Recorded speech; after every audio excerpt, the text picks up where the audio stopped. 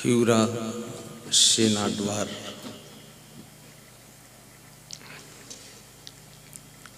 की पवित्र भूमि पर मुझे प्रथम बार आने का शुभ अवसर प्राप्त हुआ।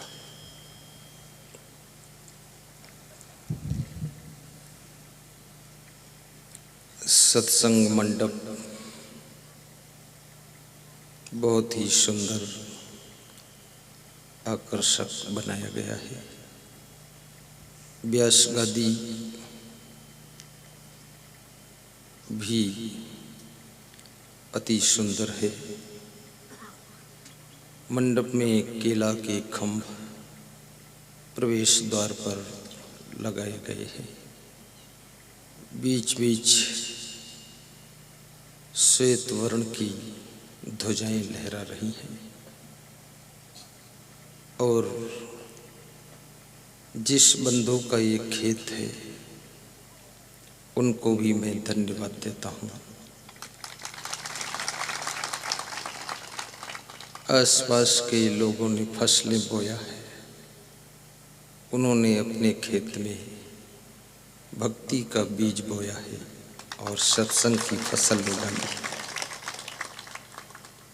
उस भक्त का नाम भी मैं जानना चाहता हूँ। और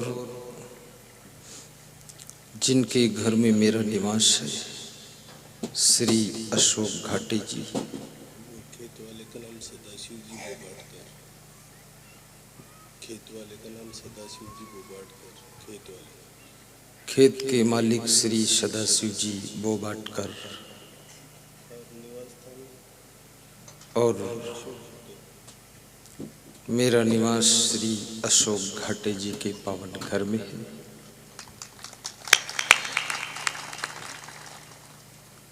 दरवाजे खिड़की सब शीघ्रता से लगाए गए हैं क्योंकि उनका इरादा नहीं था अभी लगाने का, पर मेरे कारण उनको लगाना पड़ा है। अशोक घाटे बड़ी श्रद्धा से मकान तैयार किया गया है और शोभा यात्रा कलश यात्रा में जो माताएं बहनें अपने शीश पर कलश लेकर 1 घंटे तक शोभा यात्रा में भ्रमण करती रही, उनको व्यास गादी धन्यवाद देती है।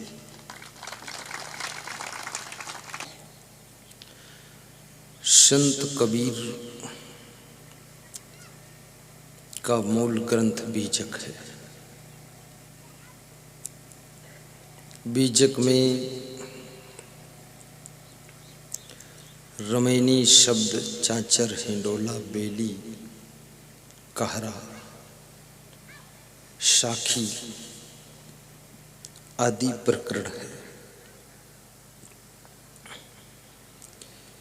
आज बीजक से एक प्रसंग में लेता हूँ।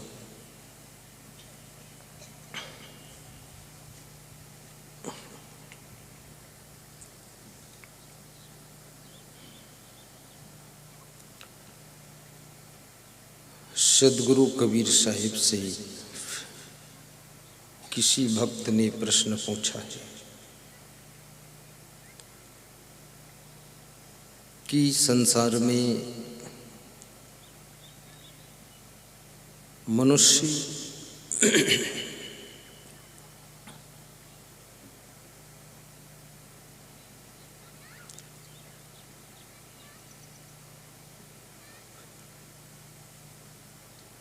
टेंशन में क्यों रहता है और बुद्धिमान होते हुए भी गंदी आदतों में क्यों फंसा रहता है। इतना होशियार होते हुए भी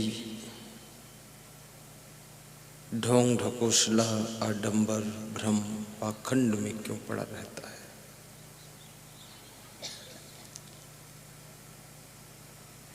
सदगुरु कबीर साहिब कहते हैं जिस मनुष्य को आत्मबोध नहीं है, आत्मज्ञान नहीं है, मैं कौन हूं, इस बात का यथार्थ ज्ञान नहीं है, तब तक ये मनुष्य भ्रमित रहता है, टेंशन में रहता है और गंदी आदतों का शिकार हो जाता है।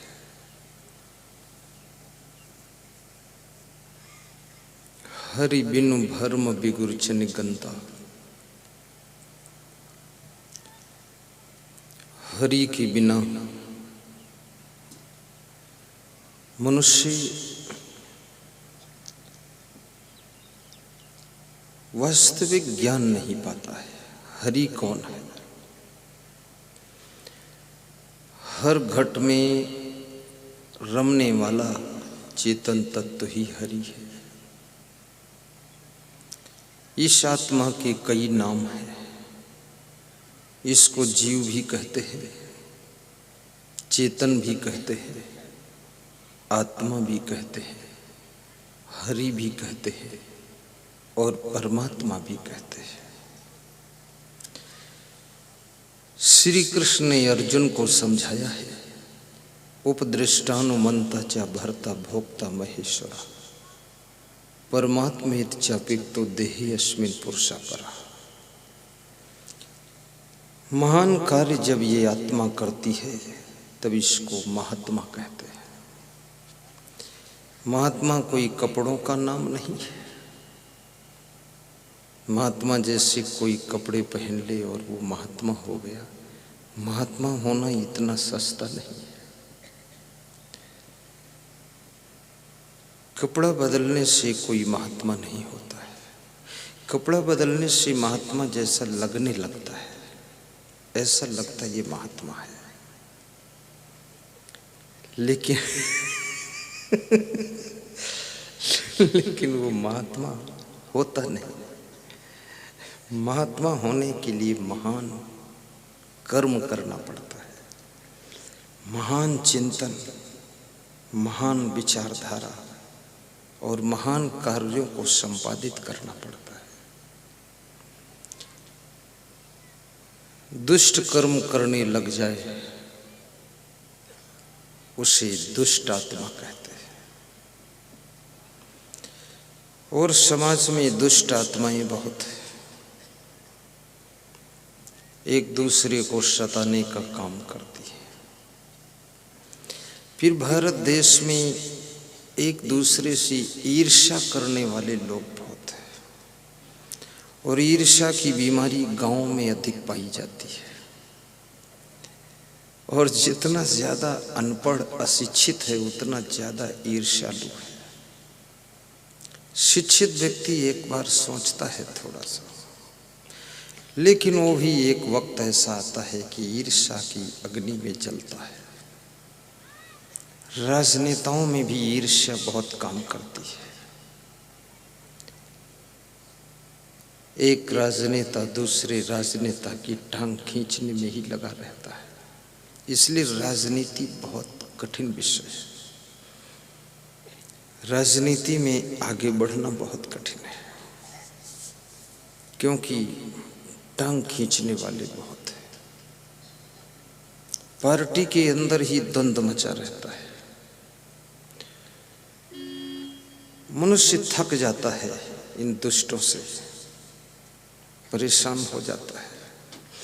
कभी कभी तुम्हारे घर में भी एक दो दुष्ट आत्माएं रहती है, वो तुमको हमेशा दुख देती है, शांति से रहने नहीं देती है। तुम जो भी बनाते हो बिगाड़ती रहती है। और ये कभी कभी पुत्र के रूप में दुष्ट आत्माएं आ जाती है और कभी पुत्र के रूप में यदि नहीं है तो लाड़ी के रूप में आती है। तुम समझते हो ये लाड़ी आई है, और लाड़ी नहीं है, वो भैंस की पाड़ी आई है, बहुत दुष्ट है, पूरे घर को तबाह कर देती है। भोजन बनाती नहीं है, 3 बार खाती है, बर्तन धोती नहीं है, जूठे कर कर डालती है। झाड़ू लगाने को कहो तो 2 दिन में झाड़ू तोड़ देती है। जब पूछो तो कहती सिर दर्द है। दवाई ला कर दो तो नाली में फेंक देती, दवा खाती नहीं। ऐसी दुष्ट कभी कभी आत्माएं आपके घर में आ जाती है। और जिस घर में एक भी दुष्ट आत्मा है उस घर में शांति नहीं रहेगी। उस घर के सारे लोग एक दुष्ट आत्मा से परेशान रहेंगे। वो बीमारी का बहाना बताती रहेगी कि पेट में दर्द है। जांच कराओगे कुछ नहीं निकलेगा। जांच नहीं कराओगे तो लोग बोलेगी हमको मार डालना चाहते इसलिए इलाज नहीं कराते। बीमारी है नहीं, इलाज किस चीज का हो। ये दुष्ट आत्माएं कभी कभी अपने ही घर में चोरी भी करती है, अपने ही घर में आलस्य करके सामान बिगाड़ती है, अपने ही घर में गुटबंदी करती है, पार्टी में गुटबंदी कर देती है। इसलिए जिसे तुम एक पार्टी कहते हो वो एक पार्टी नहीं है, उस पार्टी में कई गुट हैं। और जितने गुट हैं वो सब गुट का मुखिया मुख्यमंत्री बनना चाहता है। और ऐसे ऐसे लोग मुख्यमंत्री बनना चाहते हैं जिन लोगों को एक छोटा सा घर भी चलाना नहीं आता है। मैं एक विधायक के घर गया पधरौनी, तो विधायक बोला मेरा ड्राइवर भाग गया है। आपको चौराहे तक विदा करने भी जाना था, गाड़ी से ड्राइवर भाग गया है। मैंने उससे कहा कि मैं सुबह 7:30 बजे आ जाऊंगा आपके घर। 7:30 में पहुंचा। उसके घर में कोई सोकर नहीं उठा था। उसकी पत्नी भी सो रही है, बहुएं सो रही है, बेटे सो रहे हैं। और हम पहुंच गए तो विधायक उठ गया, आया, बोला कि गुरुदेव अभी सब सो रहे हैं। तो हमने कहा सबके कमरे में एक एक लोटा पानी रख के आ जाओ, सब मुंह धो ले। बोले बहुत दुष्ट है। बहुत दुष्ट है। तो हमने कहा क्या दुष्ट है? बोले छोटा भाई तो नशे का इंजेक्शन लगवाता है, मेरा लड़का अफीम खाता है, मेरी पत्नी सबसे लड़ाई करती है, और बहुएं तो कुछ पूछो मत, उनके फैशन के सामने तो हीरोइन फेल है। ऐसा झुम झुमका गिरा रे पंढुर्णा की बाजार में। सारा नरक बना रखा है, कोई झाड़ू लगाने सब पूरा घर हैरान हो गया है, तबाह कर डाला। दुष्ट आत्माएं कभी कभी आश्रमों में भी पहुंच जाती है। साधु जैसे कपड़े लपेट कर बैठ जाती है और कहती हैं कि मैं साहिब जी हूँ। एक भी लक्षण नहीं साहिब जी का। चोरी, चुगली, छल, कपट, झूठ, नाटक, आलस, निकम्मापना उनका जाता नहीं। पूरे आश्रम को तबाह कर दिया। आश्रम भी नष्ट कर डाला दुष्टों ने। अभी दुष्ट आत्माएं, जो भी दुष्टता करे उसे दुष्ट आत्मा कहते हैं। और जो मर जाती है उसको भूत आत्मा, प्रेत आत्मा कहते हैं। स्त्री मर जाती है तो वो चुड़ैल बन जाती है, ऐसा लोग बताते हैं। मैं विश्वास तो नहीं करता हूँ। अब करो ना करो विश्वास, यदि चुड़ैल बनेगी तो पकड़ कर खींचेगी। और पुरुष मर जाता है ये भूत प्रेत बनता है। इसलिए कोई लोग मरघट पे नहीं जाते, शमशान घाट में जाने से डर लगता है। इसलिए शमशान घाट गांव से बाहर बनाते हैं कि उधर कभी जाना ना पड़े। ऐसे शमशान घाट तो गांव के बीच में होना चाहिए। और शमशान घाट के चारों ओर रोड भी होना चाहिए, ताकि जब निकलो तो मरघट देखो और याद आए कि मेरा बाप इसी में जलाया गया है। तो कम से कम मुर्दे की मौत की, मरघट की याद करके भी थोड़ा सुधार हो जाए, थोड़ा सुधार हो सके।